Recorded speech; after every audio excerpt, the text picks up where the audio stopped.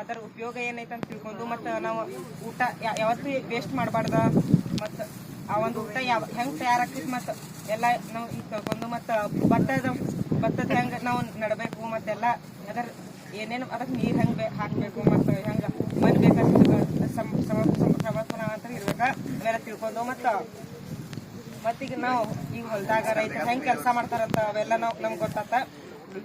ಧನ್ಯವಾದಗಳು.